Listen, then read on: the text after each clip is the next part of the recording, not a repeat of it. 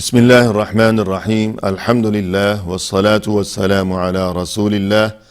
وعلى آله وأصحابه أجمعين. أما بعد.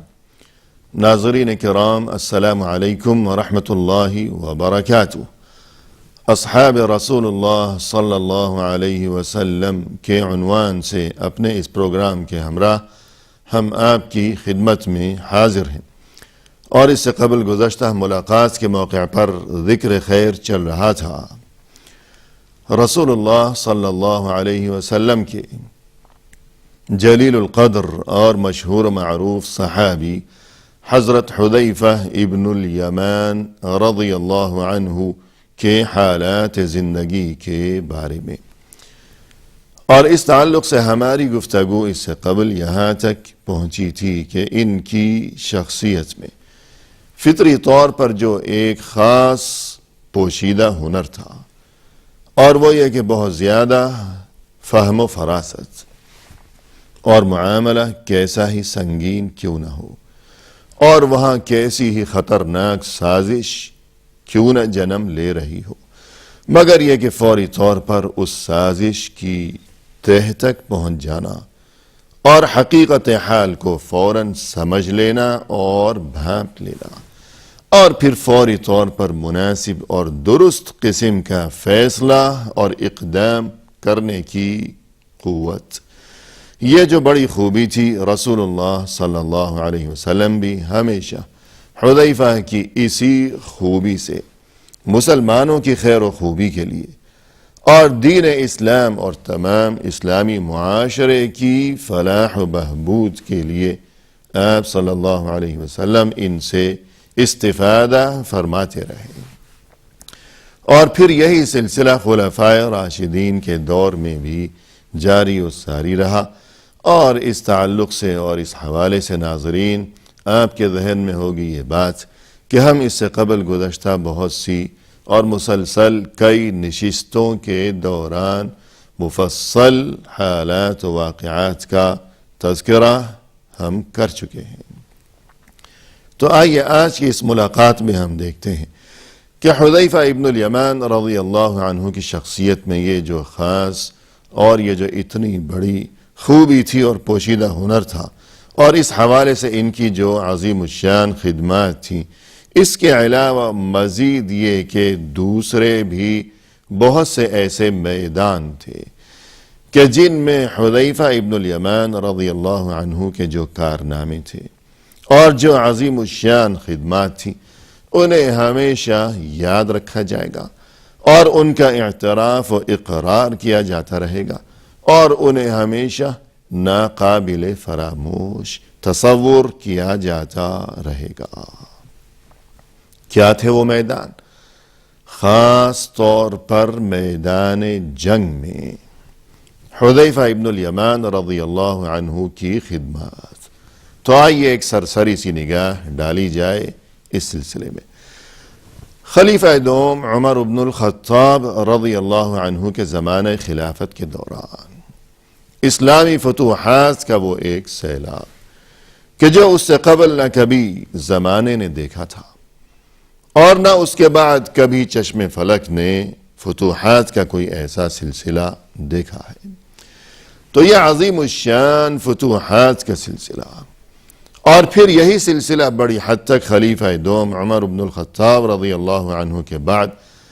خلیفہ سوم عثمان بن عفان رضی اللہ عنہ کے زمانہ خلافت کے دوران بھی چلتا رہا اسی طرح. اور بالخصوص خلیفہ سوم کا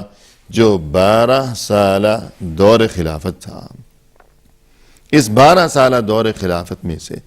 ابتدائی 6 سال کے دوران وہ سلسلہ اسی طرح اپنی مکمل آب و تاب کے ساتھ جاری و ساری رہا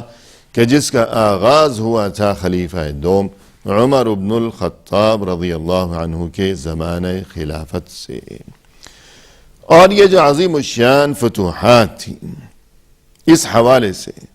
اور اس سلسلے میں اس زمانے میں سلطنت روم کے خلاف وہاں اس محاذ پر پہلے خالد بن الولید رضی اللہ عنہ کی زیر قیادت اور پھر ان کے بعد ابو عبیدہ عامر ابن الجراح رضی اللہ عنہ کی زیر قیادت، جبکہ دوسری جانب بیک وقت اسی زمانے میں ہی سلطنت فارس کے خلاف جو محاذ تھا وہاں سعد بن ابی وقاص رضی اللہ عنہ کی زیر قیادت. یہ لاجواب اور یہ بے مثال اور یہ تاریخی کارروائیاں کی جاتی رہیں اور فتوحات کے یہ سلسلے آگے چلتے رہے اور پیش قدمیوں کے یہ معاملات جاری رہے ہمیشہ اس زمانے میں. اور یہ جو بڑی بڑی جنگیں اس زمانے میں لڑی گئیں اور بہت زیادہ فیصلہ کن قسم کی جنگیں جنہیں مؤرخین ہمیشہ قرار دیتے چلے آ رہے ہیں، فیصلہ کن قسم کی جو جنگیں اس زمانے میں لڑی گئیں کہ جن کی وجہ سے ہمیشہ کے لیے دنیا کا نقشہ ہی بدل کر رہ گیا اور جن کی وجہ سے تاریخ کا دھارا ہمیشہ کے لیے مڑ گیا. تو اس قسم کی جو جنگیں تھیں ان میں ہم دیکھتے ہیں کہ حذیفہ ابن الیمان رضی اللہ عنہ کا جو کردار تھا وہ ہمیشہ ہر موقع پر نہایت اہمیت کا حامل رہا. چنانچہ وہاں اس محاذ پر سعد بن ابی وقاص رضی اللہ عنہ کہ جن کی شخصیت کے بارے میں اور جن کی سیرت کے بارے میں اور جن کے کارناموں کے بارے میں اور جن کے حالات زندگی کے بارے میں محترم ناظرین ہم اس سے قبل اپنی اسی محفل میں اور اسی پروگرام میں بہت تفصیل کے ساتھ تذکرہ کر چکے ہیں. تو وہاں اس محاذ پر یعنی سلطنت فارس کے خلاف جو محاذ چل رہا تھا، عمر بن الخطاب رضی اللہ عنہ کی طرف سے مقرر فرمودہ سپہ سالار تھے سعد بن ابی وقاص رضی اللہ عنہ. اور جیسا کہ ہمیشہ ہر محاذ پر یہ کیفیت ہوا کرتی ہے کہ ایک سپہ سالار اعلی ہوا کرتا ہے اور پھر وہ اپنی زیر نگرانی مختلف محاذوں کی جانب اور مختلف علاقوں کی جانب لشکر روانہ کیا کرتا ہے وقتاً فوقتاً، اور اس مقصد کے لیے وہ اپنے ہی ماتحت اپنے ہی لشکر میں سے مختلف شخصیات کو بطور سپہ سالار ذمہ داریاں سونپا کرتا ہے. تو وہاں بھی یہی صورتحال تھی کہ سپہ سالار اعلی جو تھے سعد بن ابی وقاص رضی اللہ عنہ وہ مختلف اوقات میں مختلف مقامات کی جانب مختلف لشکر اور فوجی مہمات روانہ کرتے رہتے تھے مختلف شخصیات کی زیر قیادت. چنانچہ انہوں نے مختلف اوقات میں اپنے ہی لشکر میں سے حذیفہ ابن الیمان رضی اللہ عنہ کی سپہ سالاری میں جو مہمات روانہ کی تھیں، جو لشکر روانہ کیے تھے، تو اس لشکر کے جو کارنامے تھے اور وہ علاقے بڑے بڑے تاریخی قسم کے شہر جو اس دور میں بڑی شہرت کے حامل تھے اور ایسے شہر جن کی اس زمانے میں بہت زیادہ اہمیت تھی اور بڑا چرچا تھا اور بہت زیادہ ترقی یافتہ وہ شہر اور وہ علاقے تصور کیے جاتے تھے. ایسے متعدد شہر اس زمانے میں مسلمانوں نے فتح کیے تھے حذیفہ ابن الیمان رضی اللہ عنہ کی سپہ سالاری میں.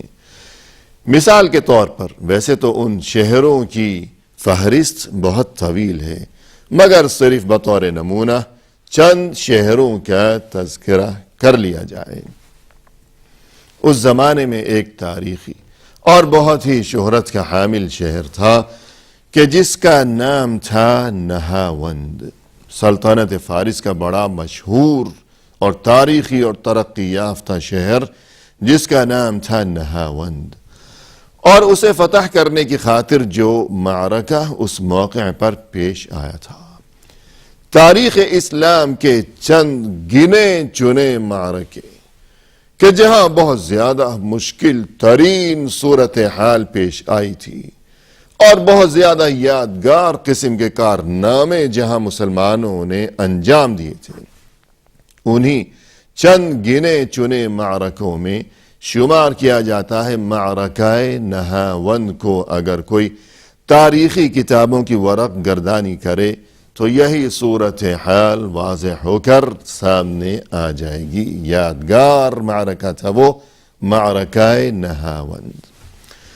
وہاں ابتدا میں سعد بن ابی وقاص رضی اللہ عنہ کی طرف سے مقرر فرمودہ سپہ سالار تھے۔ رسول اللہ صلی اللہ علیہ وسلم کے صحابی نعمان ابن مقرن المزنی رضی اللہ عنہ۔ اور اگر کبھی حالات نے اجازت دی تو ناظرین آپ سے یہ وعدہ رہا کہ انشاءاللہ ان کے حالات کا بھی ہم کبھی تذکرہ کریں گے اس محفل میں۔ نعمان ابن مقرن رضی اللہ عنہ شہید ہو گئے معرکہ نہاوند کے موقع پر،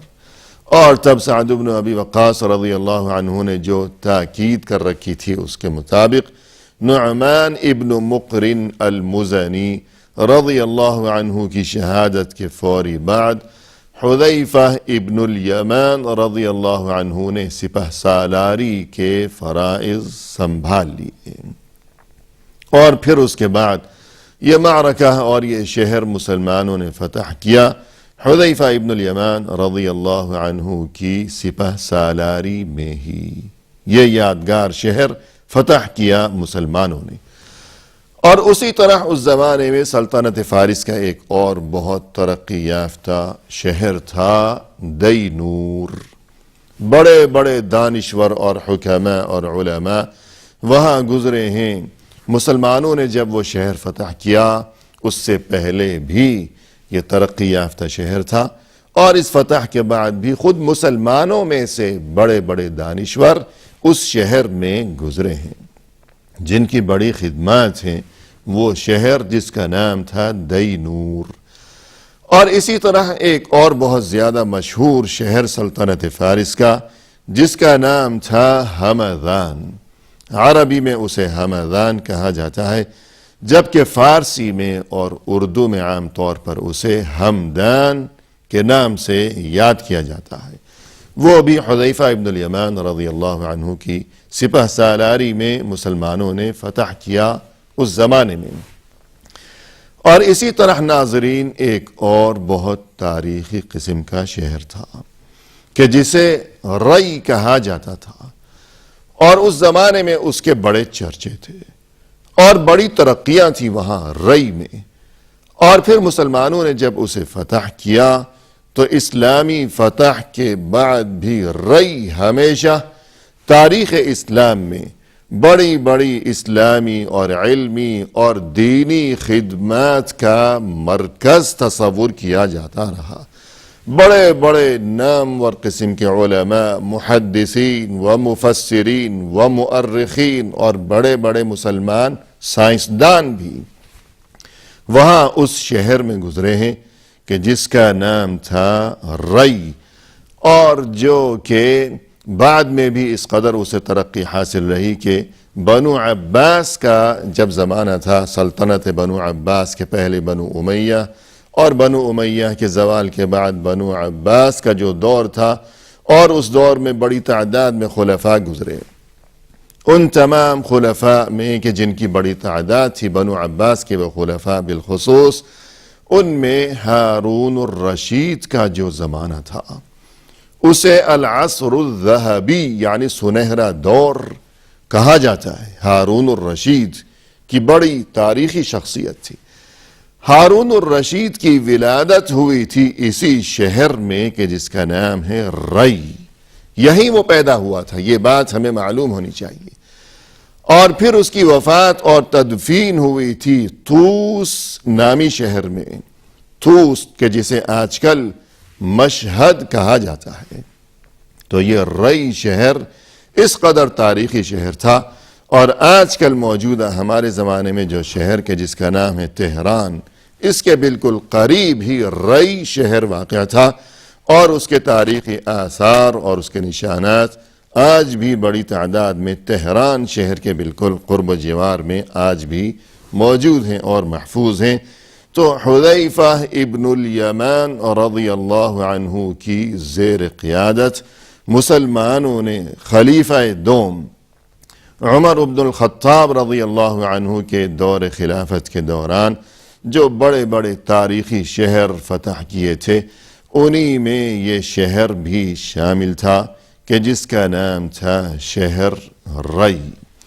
تو یہ ان کے کارنامے تھے حذیفہ ابن الیمان رضی اللہ عنہ کے۔ اور اسی طرح ناظرین کرام ہمیں یہ بات بھی معلوم ہونی چاہیے کہ سلطنت فارس کا جو دار الحکومت تھا اور گزشتہ 1000 سال سے مسلسل وہی دار الحکومت چلا آ رہا تھا، بڑا جاہ و جلال تھا اور بہت زیادہ رعب اور دبدبا تھا اس شہر کا، بڑی حیثیت، بڑی ترقی، اور اس شہر کا نام تھا مدائن۔ جب وہ شہر فتح کر لیا مسلمانوں نے سعد بن ابی وقاص رضی اللہ عنہ کی سپہ سالاری میں، اب مسلمانوں میں سے اس شہر کا اولین حکمران عمر بن الخطاب رضی اللہ عنہ نے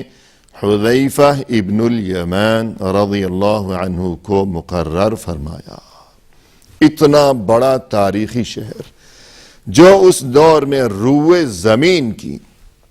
اس تمام دنیا کی سب سے بڑی عظیم سپر پاور یعنی سلطنت فارس کا جو 1000 سال سے دار الحکومت چلا آ رہا تھا، شہر مدائن، اسلامی دور میں اولین حکمران تھے اس کے حذیفہ ابن الیمان رضی اللہ عنہ۔